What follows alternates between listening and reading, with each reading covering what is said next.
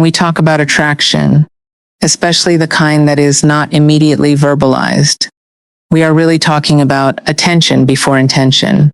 The body registers meaning long before language catches up to it. In social settings, people like to believe they are consciously in control of where their interest goes. But psychologically, that is only partially true. A large part of attraction is revealed in orientation, how the body quietly reorganizes itself around what it finds significant. If a woman is drawn to an attractive man, one of the first things that changes is not what she says, but where she is in relation to him. You see it in positioning, not in dramatic movement, but in repeated, almost unconscious adjustments. She may not fully face him at first, yet over time her torso begins to angle in his direction. Her feet often tell the truth even more honestly than her face. People tend to underestimate this, but feet are rarely performative.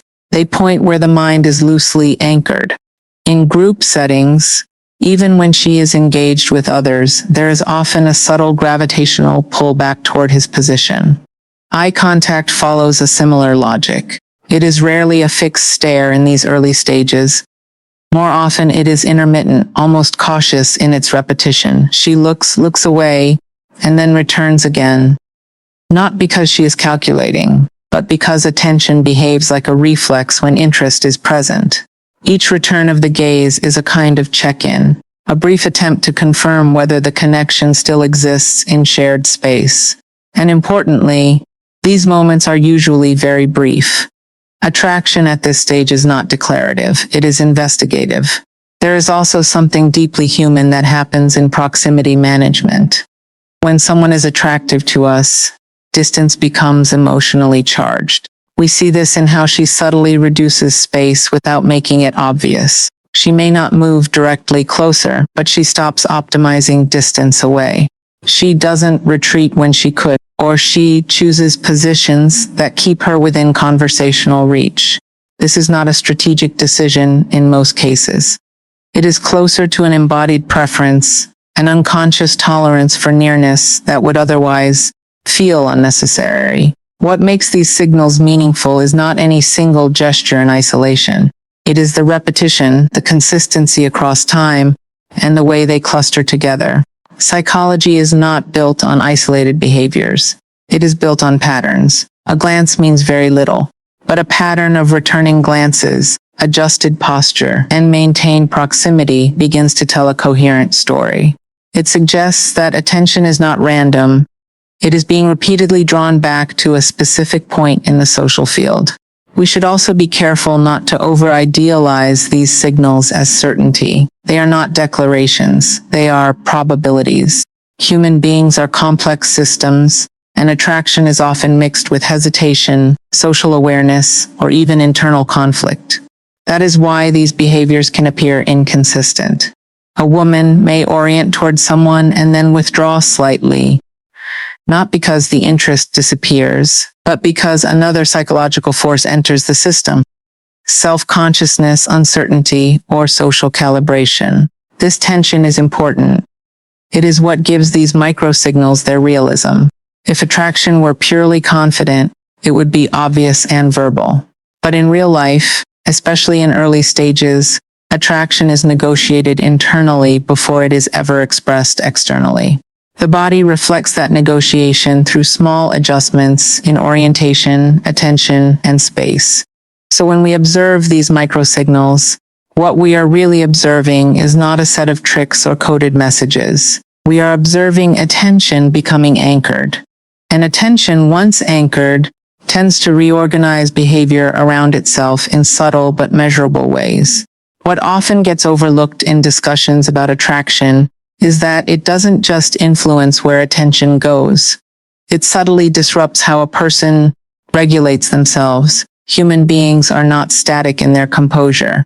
We are continuously adjusting, monitoring, and editing our behavior in response to how we believe we are being perceived. When attraction enters the dynamic, especially towards someone perceived as highly attractive, that internal regulation becomes more complex. It doesn't collapse, but it becomes visible in small fractures. You can think of it as a shift in psychological balance. A woman who is otherwise socially composed, fluent in her expression, and comfortable in interaction may begin to show brief interruptions in that fluency when a particular man is present. Not dramatic changes, nothing theatrical, but subtle deviations from her baseline. A sentence that slightly loses its smooth rhythm.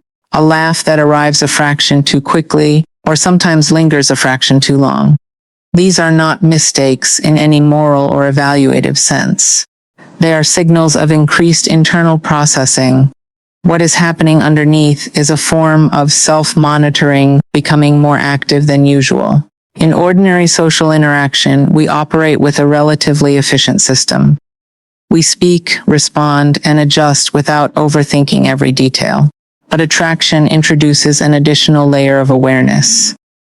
Now, there is not only the conversation, but also the awareness of being observed by someone who matters. And that awareness changes the texture of presence.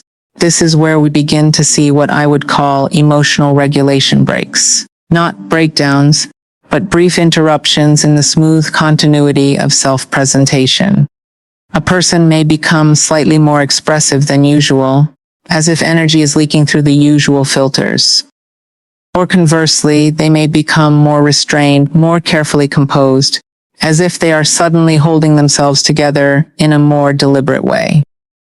Interestingly, both reactions come from the same source: heightened self-awareness triggered by attraction. In some cases, this can appear as overcorrection. She might become a little more articulate than necessary, a little more precise in her phrasing, as though trying to ensure nothing is misinterpreted.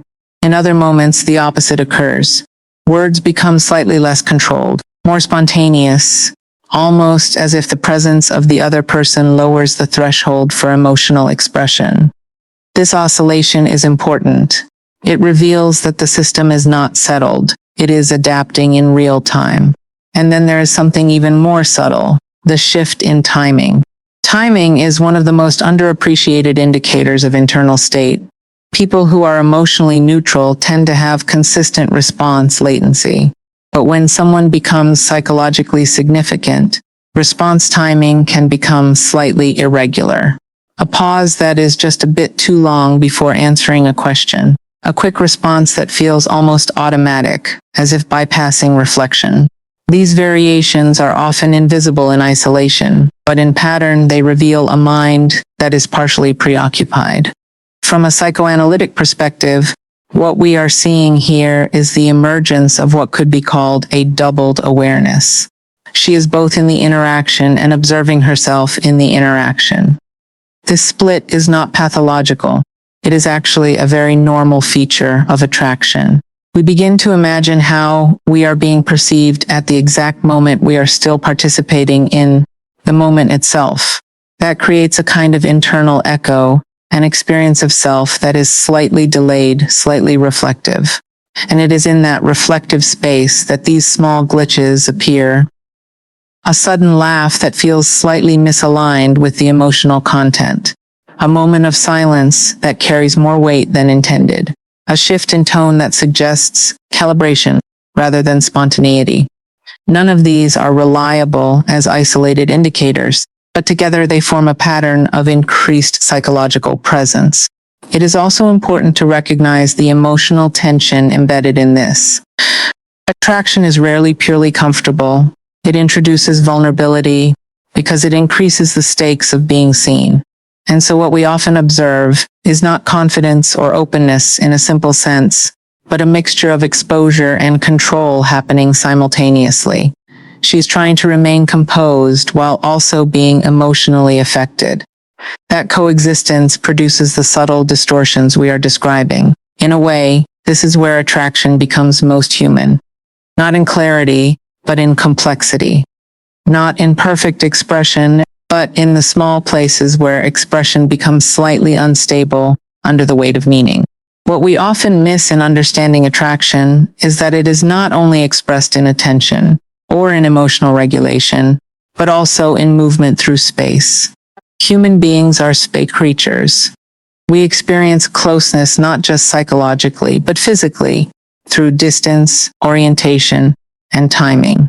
And when attraction is present, especially towards someone perceived as desirable or compelling, it quietly reorganizes how a person navigates space without requiring explicit intention.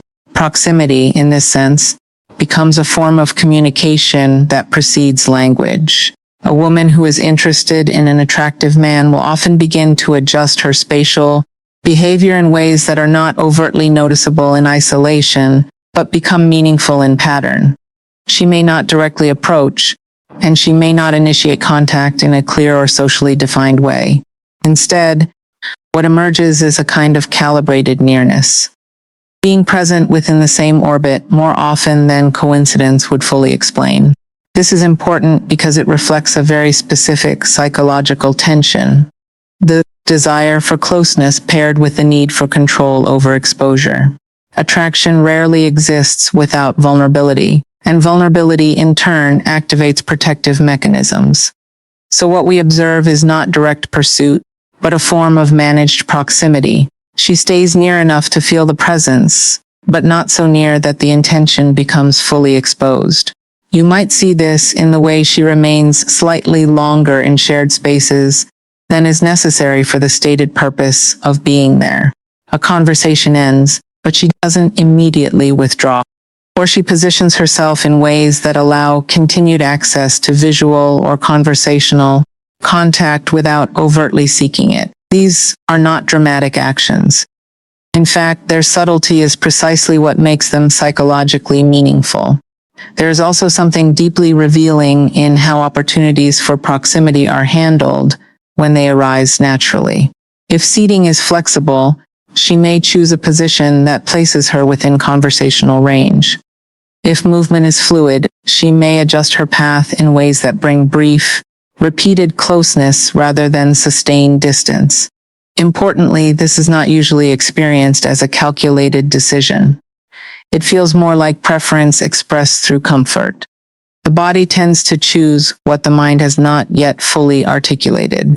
What makes proximity seeking so psychologically rich is that it is inherently ambiguous. It allows for plausibility. It can always be explained as coincidence, convenience, or social randomness. And that ambiguity is crucial because it protects the individual from premature exposure. Attraction often needs this protective layer. It needs a way to test emotional reality without committing to interpretation too early. In psychoanalytic terms, we might say that proximity functions as a form of testing the object, not in a manipulative sense, but in a relational one. She is, in a sense, checking what it feels like to be near him, not just physically, but emotionally and internally. Does her state change when he is close? Does she feel more alert, more self-aware, more engaged?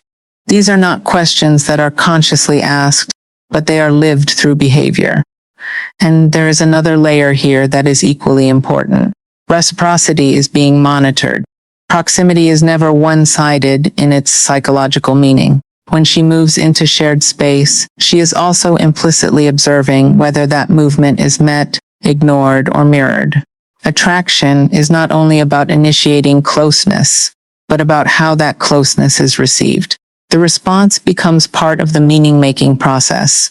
Does he notice? Does he adjust? Does the space between them tighten naturally, or does it remain unchanged? This is why proximity and attraction is often cyclical rather than linear. It moves forward, then pauses, then recalibrates. There is an internal rhythm to it, shaped by feedback loops rather than direct intention. Too much distance can reduce emotional intensity. Too much closeness too quickly can create discomfort. So what emerges is a careful balancing act, an ongoing negotiation between curiosity and restraint. And beneath all of this is a more existential layer. Proximity is not only about physical nearness, it is about the desire to be emotionally legible to someone without yet being fully exposed to them.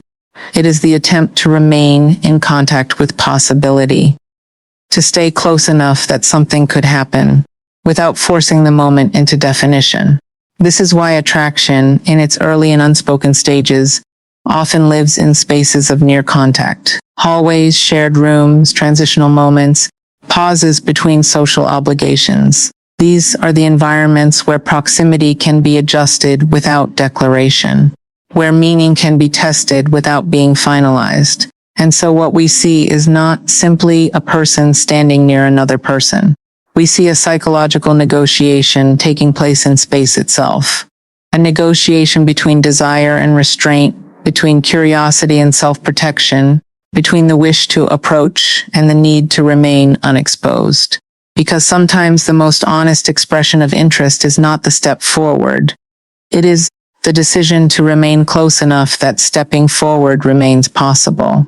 And in that delicate balance, attraction reveals its most truthful form, not in arrival, but in the careful preservation of nearness before anything is said at all.